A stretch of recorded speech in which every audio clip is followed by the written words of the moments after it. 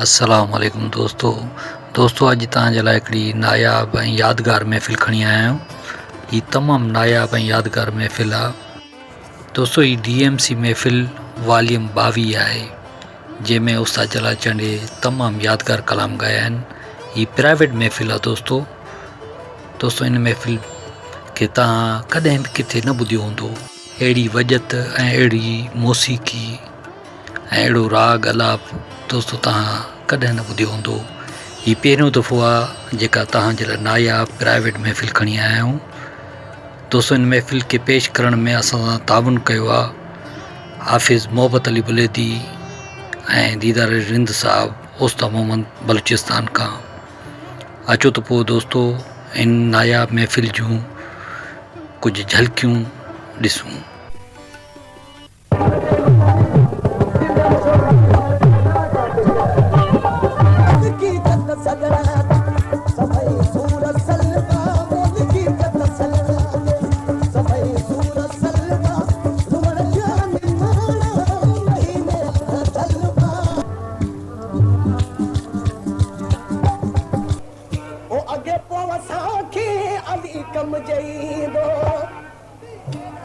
वो इबादत इहा अथव इतो चाढ़ो थींदो, इबादत इहा अथव इतो चाढ़ो थींदो।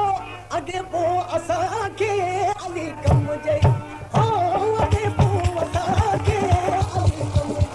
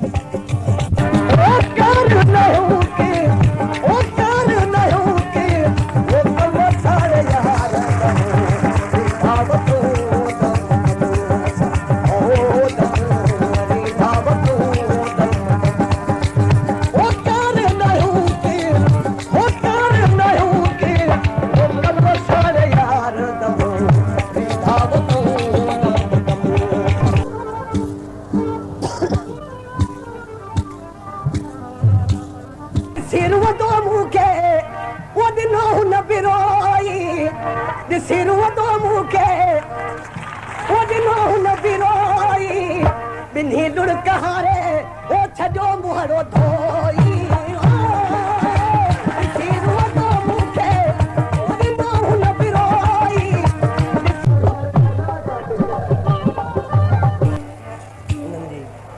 तुंहिंजो वणी वियो हार सिंगार, तुंहिंजो वणी हार सिंगार प्यार लची वियो तो सां